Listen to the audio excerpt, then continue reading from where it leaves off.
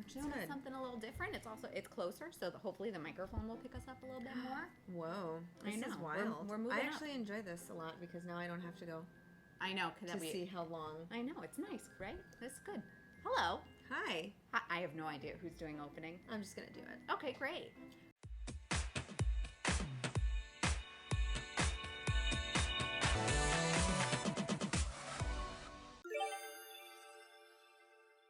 Welcome to Chit Chats, a totally unedited space where we break the cycle of what it means to be a woman together. We are your hosts. I am Stephanie. And my name is Emily. And if you are new here and this is your first time watching, hi, hello. We are the hosts of a podcast called Cycle Chats. Although we've got some fun things in the works.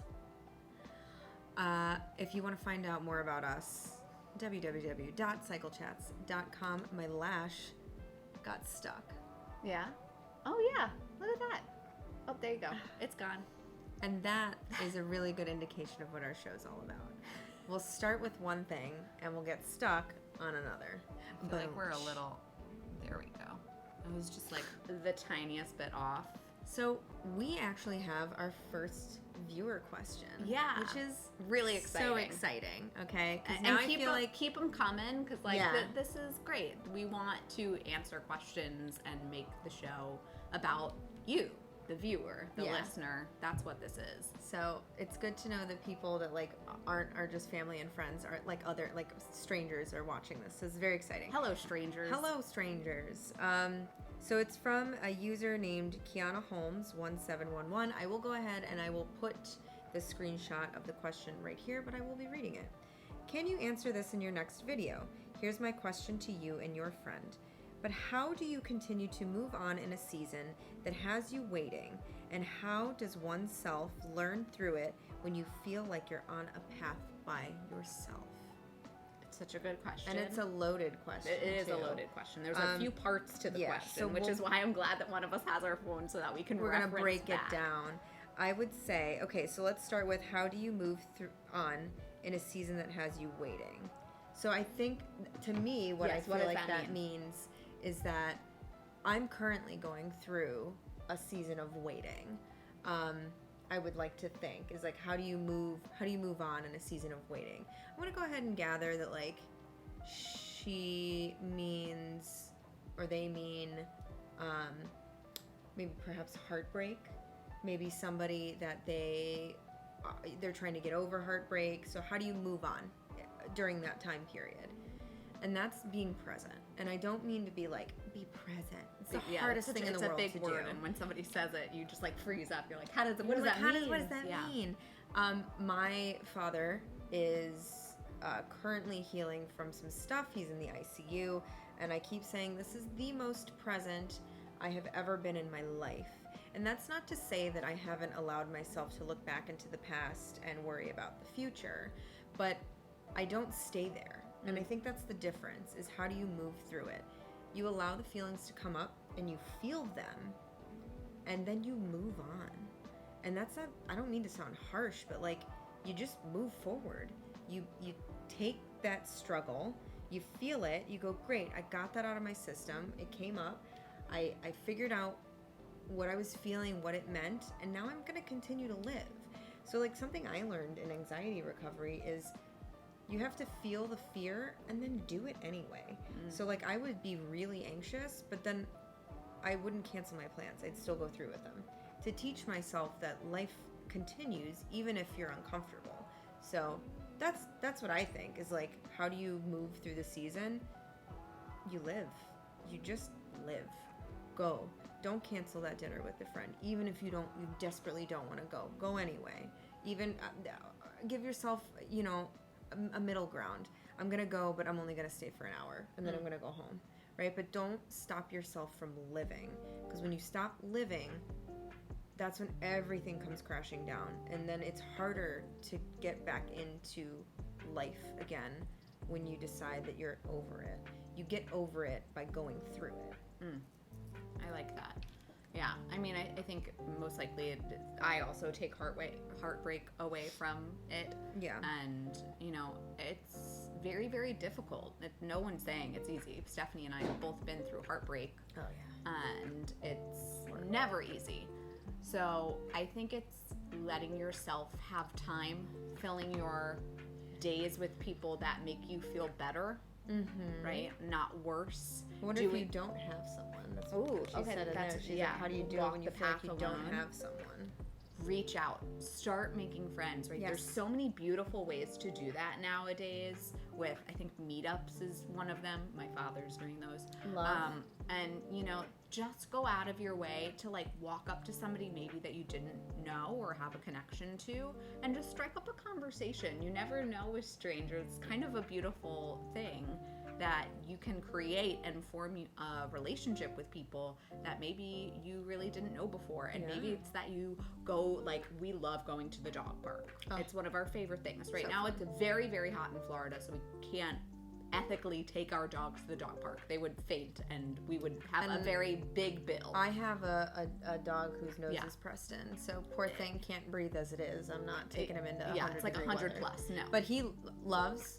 If I could take him on a 24-hour walk, he would gladly keel over, and he'd be like, "Take me more." Like, he's he would just keep going. Person. But I think going out to places like that, where people are, you know, kind of watching dogs, having a good time, they want to converse. We've conversed with so many people at the dog park.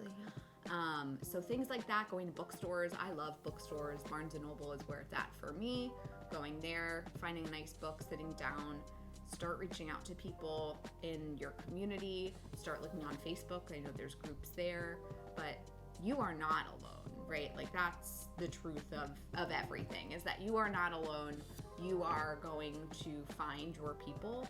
It just sometimes takes a little while, and it's good to be picky sometimes, I think, right? Yeah. It's something that as human beings we kind of learn later in life, that you can be picky with your friends. Yeah, well, and how does that person make you feel when you're around them? That's something that I've noticed, is like, when I'm around certain people, do I feel elevated or do I feel small?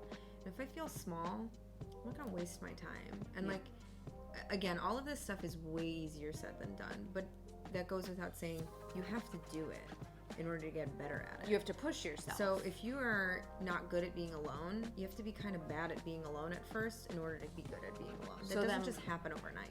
And you and I have spoken about this, and this person and I have spoken about this. And something that I have said to you, and something that I have said to this person who did ask the question, is the idea of taking yourself out to dinner. Oh, love it. Have a dinner date with yourself. Go to the movies. Oh God, I love going to the movies alone. But doing stuff by yourself and becoming okay with being alone, right? Not lonely, but being alone. Yeah, being alone and being lonely are very totally different. We can have a whole episode on that. But it is challenging yourself. Improv classes, that's a really great way to meet people and also get out of your comfort zone. But keep pushing the boundaries, taking one step forward.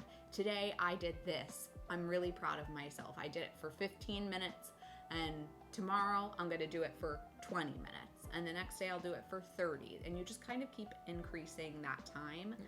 It's an easier way to digest things, but you are never like alone. People are feeling the same thing that you are. That's kind of what being a woman is all about, is that most of us have gone through or felt those feelings of being alone. I also think too, when it comes to the alone piece, I've met people, and I was one of these people that I was like, no, I'm just better when I'm with someone. And once I learned how to be alone, being with someone is like, that like stress completely goes away. I'm not like stressed out if something doesn't work out between a person and I. I'm not like, oh my God, this is devastating. Like, I know it's not gonna feel great, but I also know that I'm gonna be okay because I'm centered within myself. Yeah. And like, that takes a lot of time. Like, I went and did stuff alone so that I could get used to the feeling, you know. And you would be surprised at how many people we meet. Dog parks are great too.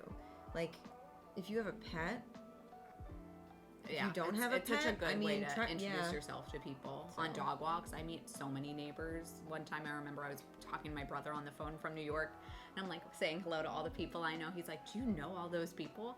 I said, yeah, they're my neighbors. He goes, wow, nobody in New York would do that. Somebody would kill you if you tried to say Yeah. hello. Yeah. So, I don't know. It's just a nice Well, thing. that's- I am lucky to have the dog. Well, and that's going for a walk. That's a really big one too. Is take yourself on a nice walk. Go somewhere. Like walk around your neighborhood. If you don't have a neighborhood, go to a mall. Walk around there.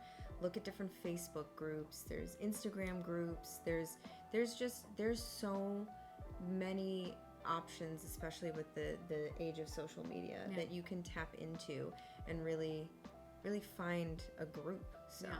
I think the thing at the bottom of all of this is finding self, appreciating self, knowing that you're always going to be there for yourself, and then everything else will come into play after that.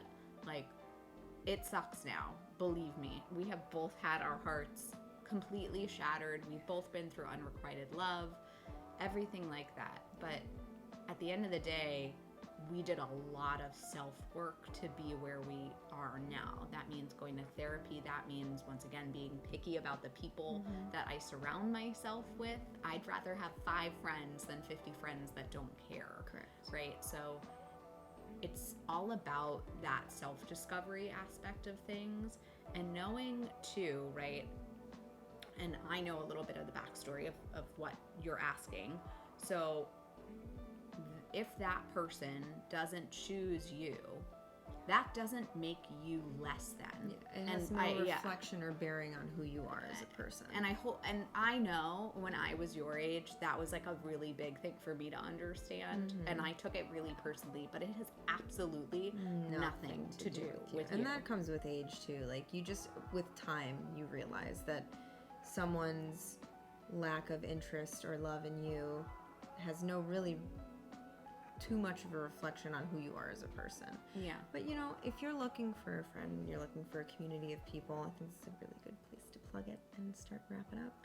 You can come to www.cyclechats.com. I told you I was going to say the website again in the video. And you can sign up for our newsletter. You can join our community of cool cats and kittens who are there to break the cycle. We also have merch, so if you want to support small business, you can go there. I love it. That's it. Thank you for your question. It's short but sweet. Short but sweet. I love it. Keep the questions coming, y'all. Comment down below. Like, comment, subscribe. And we hope you sync up with us next time. That's good. We did good on that one. Oh, you're turning it off this time.